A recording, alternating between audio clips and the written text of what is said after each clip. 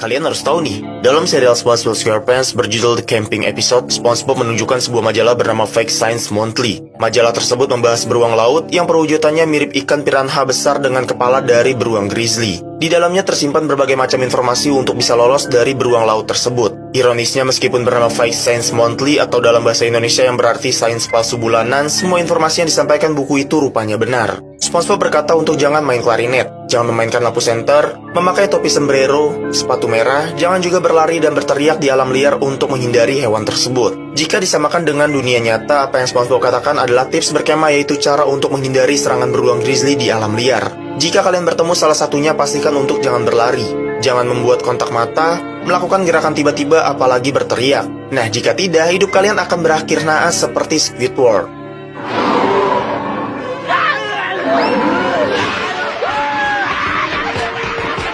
I guess I'll just live home.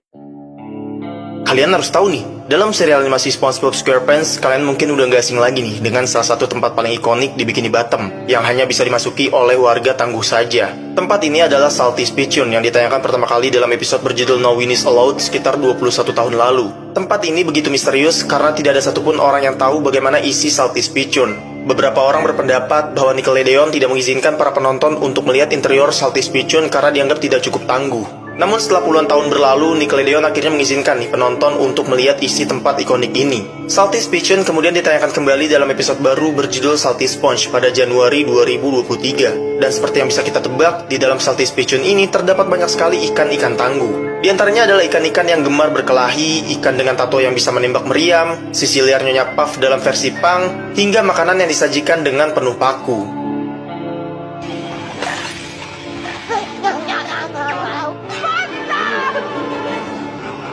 Dalam serial SpongeBob SquarePants ada sebuah episode yang dianggap memiliki plot twist yang cukup mengejutkan nih. Episode ini berjudul Idiot Box, di mana saat itu SpongeBob membeli sebuah TV baru dengan ukuran yang cukup besar. Bukannya mengambil TV itu, SpongeBob dan Patrick malah membuangnya dan memilih bermain-main dengan kardus TV yang jelas-jelas tidak berharga. Bermain dengan kardus TV tersebut, SpongeBob dan Patrick berimajinasi nih dengan menciptakan suara-suara yang sangat realistis, yang membuat Squidward merasa jika kardus tersebut lebih seru daripada TV yang dia ambil. Namun ketika Squidward penasaran dan membuka isi kotak itu, dia tidak menemukan alat apapun di dalamnya. Nah, disinilah letak plot twist nih, bahwa suara-suara itu bukan berasal dari SpongeBob dan Patrick, melainkan dari pikiran Squidward itu sendiri. Karena ketika Squidward ikut masuk ke dalam kotak bersama SpongeBob, memang tidak ada hal apapun yang mereka sembunyikan. Sepanjang episode, penonton rupanya diarahkan ke dalam sudut pandang Squidward nih. Jadi yang sebenarnya berimajinasi dalam episode ini bukanlah SpongeBob dan Patrick nih, melainkan Squidward itu sendiri.